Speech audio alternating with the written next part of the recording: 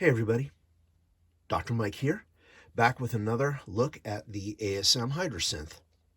As promised last time, we're going to get into the Mutants, the 4 signal processors that come after the first 2 oscillators. You'll find their module selections over here. We're going to start with the first and probably the most familiar of the Mutants, which is FM linear. What this does is it allows for frequency modulation of one source by another modulator. This is the kind of thing that was first made popular in the Yamaha DX7 and DX9 back in the early 1980s. You can arrange different operators, which are either modulators or carriers or both, in a number of different patterns called algorithms. Back in the old days, you could either have 8 different algorithms, which were combinations of 4 operators, 4-op for short, or you could have 32 different combinations of 6 operators, 6-op for short. Now, the Hydrasynth has the ability to place an FM control point in each of these modulators. We'll take a look at the inside of one right now. Here's where we select the mode. Here's where we select the source. It can be a sine wave, a triangle wave, those are built into the Mutant, or a variety of outside sources. The 3 oscillators, the ring modulator, the noise source, frequency modulating noise is always fun, and other mutants, including feeding back on itself. Finally, there are the 2 mod inputs. Those are over on the left, out of camera. They are inputs that you can send in audio or CV signals to the Hydrasynth. So we're going to go back to triangle wave. One of the common things you'll see in FM synthesis is feedback control. Here, feedback can go from 0 to 150%. This adds distortion and other harmonic loveliness. This control here is for the ratio between the frequencies of the source and the modulator. Now, the ratio's probably the most important of all the parameters for setting the character of the FM. And one of the cool things about the Hydrasynth is it makes it very easy for you to select ratios of 0.25, which is 1/4, all the way up to 64. So that lets you pull out harmonics that are very high if you want to. You don't want to do that in huge amounts, but if you do it in small amounts on one of the oscillators, it lets you bring out brightness and character in things like organ and electric piano sounds. Now, these 2 controls in the Mutants are very interesting. One of them is the depth, which is the amount of the effect that you're putting in, and below is a dry-wet mix. That lets you do parallel processing between the source without any processing and what comes out of the Mutant.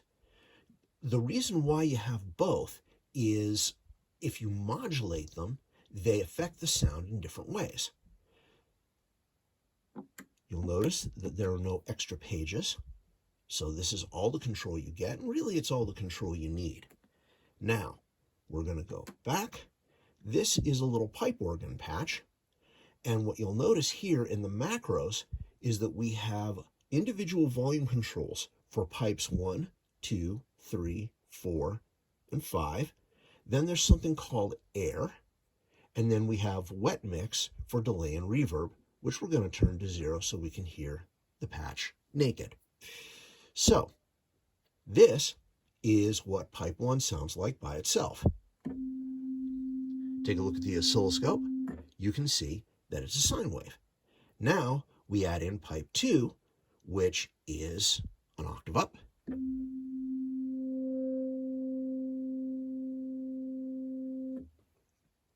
Pipe 3, another octave. Now by itself, this isn't a very interesting sound, but we can add character by adding some FM on pipe 3 with pipe 4.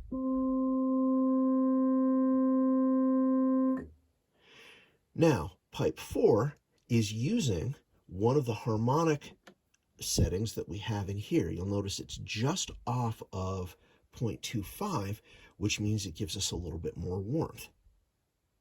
If we go back, that gives us a very high harmonic. Now, this is a good way to show how these different ratios work. This first patch in Mutant 3, which is affecting what happens on pipe 5, we have a simple ratio of 1.0. Now watch what happens when we change the ratio.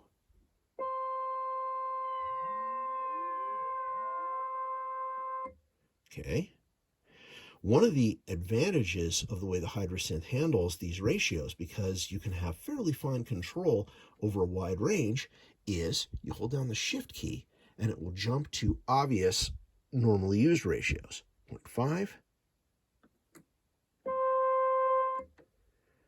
1.0, 2.0, and so on.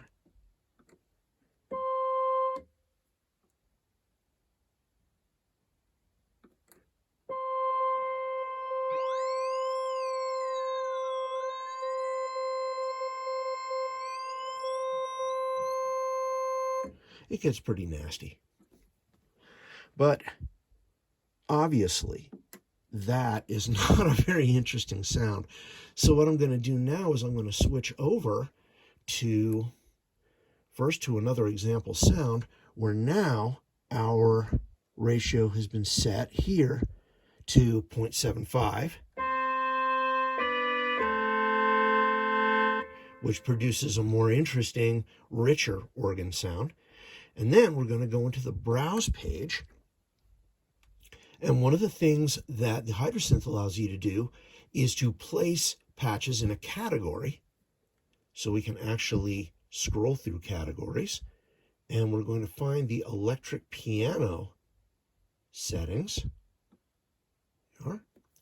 And of course, there are a ton of electric pianos in here, which allow us to hear a lot of different ways that FM is being used. We can use it with envelope control, and we can control a lot of different parameters in the FM to produce different effects. So you can have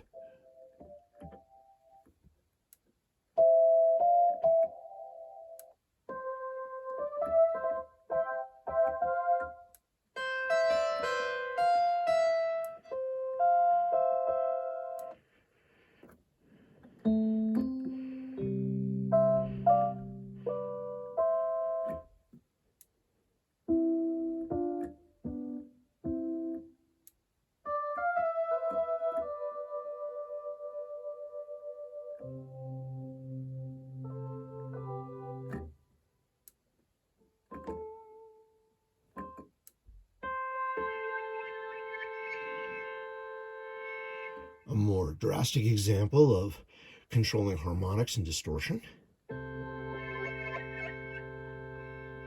Taking advantage of the polyphonic aftertouch. That's not very interesting. And then the one that I created actually leads us into the next of the Mutants. This one's the simplest, so we're just going to tack it on the end. This FM piano allows you to tweak different harmonics in a fairly straightforward way. We're going to turn the chorus off for a second, and the other effects.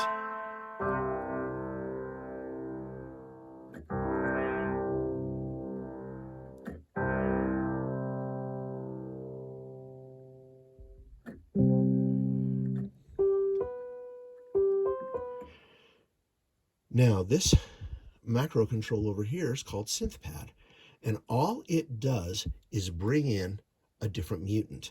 3 of the mutants on here are FM, but the 4th one is WaveStack. WaveStack is an idea that originated with the Roland JP8000 as a way of using relatively limited computer resources to create a much thicker sound than you could get otherwise.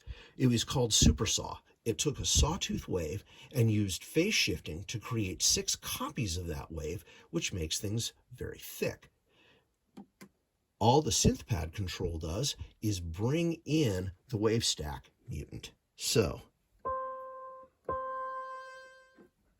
and